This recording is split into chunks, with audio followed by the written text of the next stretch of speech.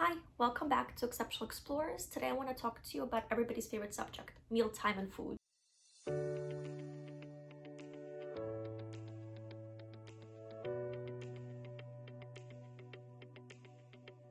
Babies, obviously, as soon as they're born, they want to eat, right? They need to eat, they're hungry. And all parents really look forward to the time when they actually can start feeding their little ones like different foods and textures and real food, as they call it, not just breast milk or formula. So I wanted to talk to you guys today about that stage when they're about 8-9 months, right? Really, first 6 months should be primarily formula and or breast milk, and after 6 months is when the pediatricians really recommend you can start introducing different types of foods. So I know that for many years puree was the gold standard. It was the way to go. It's what was sold in the stores. I myself made purees for my firstborn, who's now turning 6. Then when I had my secondborn, who's now turning 4, I kind of started to try baby-led weaning a little bit, which basically just means that the kids try what they want to try, and you give them opportunities of like little solid pieces of food that's steamed, right, and soft, definitely not hard foods for them, so there's not a choking hazard, but steamed pieces so that they could really feel textures other than puree. My favorite time is really around that 8-9 month mark, when kids develop the pincer grasp, right? And they're starting to develop it. It doesn't mean that it's already perfected, but they're starting to realize that their hands can do things, and with the best thing that their hand can do is bring their food to the mouth and eat it themselves, and that's very self-motivating, and it's a really great opportunity to let kids explore that act of finding food and bringing it to their mouth.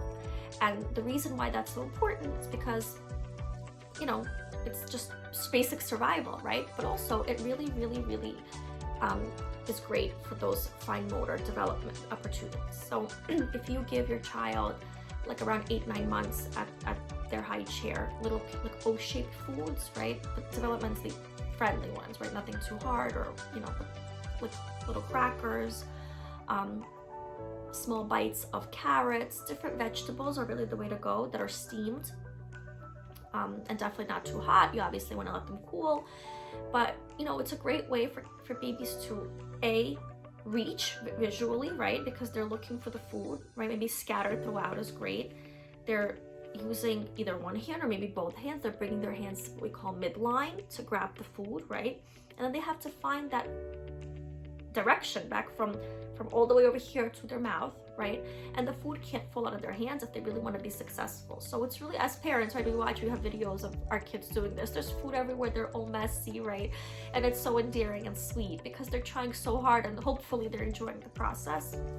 That's another caveat. You want to make sure they're enjoying it. If they don't like it, or they're not ready, or they don't, try another time. There's no reason to get stressed. I know when I was a first mom, I would get nervous when they wouldn't want to eat, but you realize that when they're hungry, they'll get there usually, right?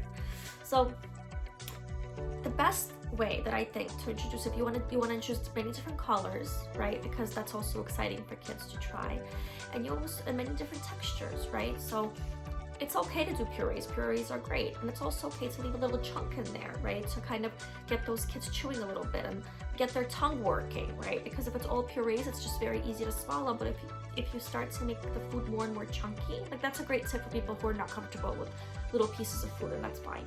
But if you want to work on your child being able to tolerate different textures, slowly increasing the amount of chunk in their food is a really great strategy. Also, just kids model what they see, right? So if you include them in your mealtime and you have little pieces of food that are safe for your baby that are 9, 10, 11 months old, it's a great opportunity to let them try what you're eating.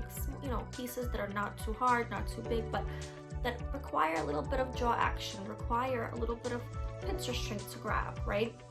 It's a great opportunity, and they love it, right? Kids see their siblings eating and their parents eating, they really want to join in.